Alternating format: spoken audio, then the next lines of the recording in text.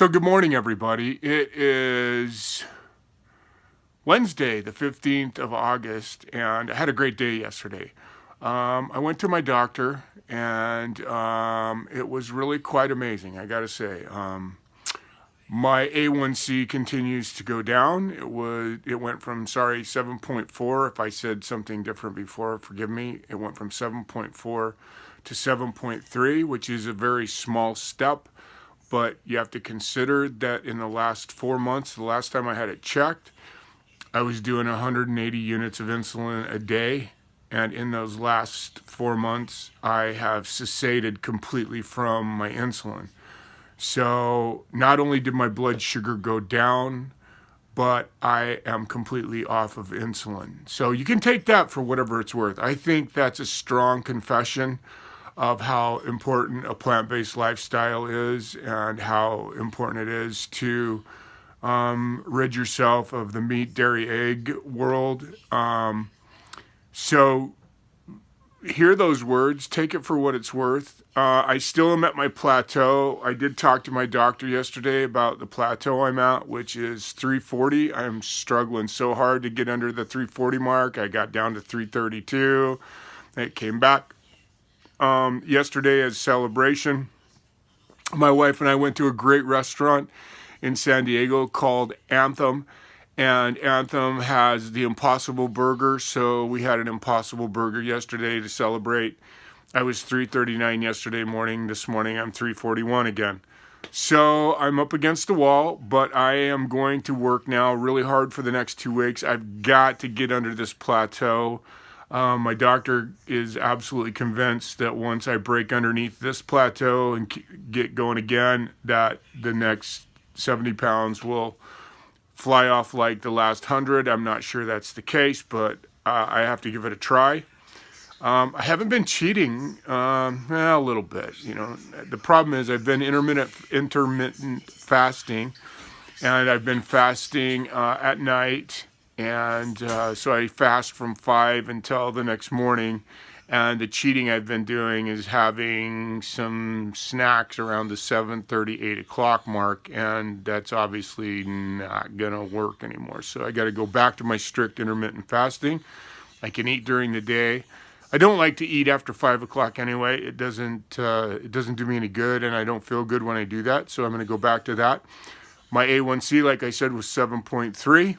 My cholesterol, forgive me, was a total of 90, and my bad cholesterol was 35. Normal being 130. My bad cholesterol was 35, and my good cholesterol was 55 for a total of 90 on my cholesterol, which is ridiculous.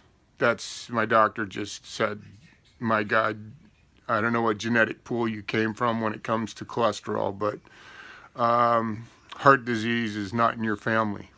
So that's good to hear. I mean, it's something good to hear. I don't think it means much.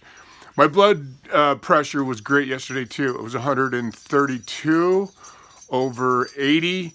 And the most important thing is my kidney function had been at 55, which was bad. Anything over 30 was really bad.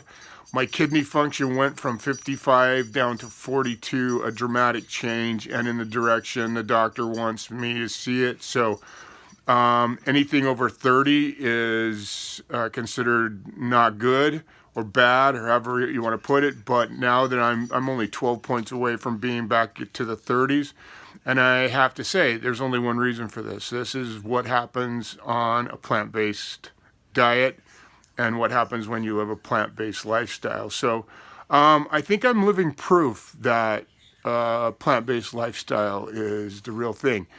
And if you haven't tasted an Impossible Burger yet, I love Beyond Burgers. They are delicious, but they're in a class of their own, as is the Impossible Burger. The Impossible Burger is amazing.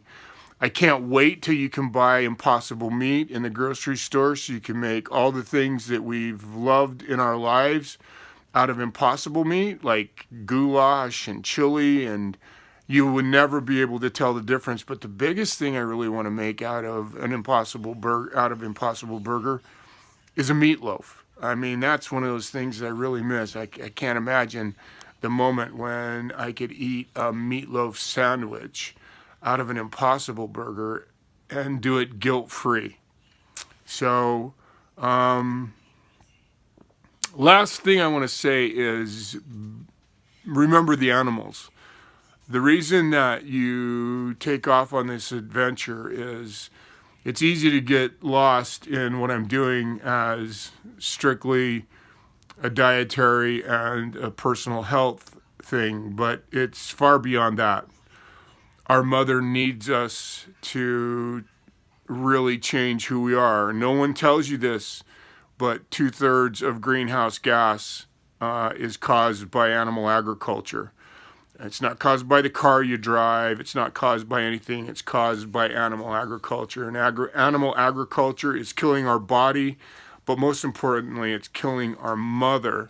And we need to stop that. Mother Earth can't continue at this pace of the complete destruction of the rainforests and this intense level of greenhouse gas. And nobody's talking about it. I found it funny yesterday that after I told my doctor what I'd done and how I'd done it, the first thing he asked me is not, wow, that's amazing, tell me your dietary intake. He goes, how you getting your protein? I told him I have completely cessated myself from using insulin, and all he has to ask me is how I'm getting my protein. I mean, come on, really? I mean, doctors are the worst. You got to find a doctor that believes in this, because if not, you're just going to be beating yourself in the head. Because most doctors will tell you, you got to eat meat, you got to have protein. You don't have to eat meat. You don't have to have meat to get protein. You can get it from beans. You can get it from tofu. Almost all vegetables have protein in them, so you can do it without killing animals to get your protein. And I want to say one last thing. My taste buds don't give me the right to kill an animal, and I believe that with all my heart, and I would like you to pass that on to all your friends. My taste buds do not give me the right to kill an animal. So have a great day. Here's Max Vegan confessing my last doctor's appointment, which quite frankly was amazing. And stay tuned, because now my next goal is 300 pounds. I'm 40 pounds away from 300 pounds, and let's see how long it takes me to get to 300. Stay tuned.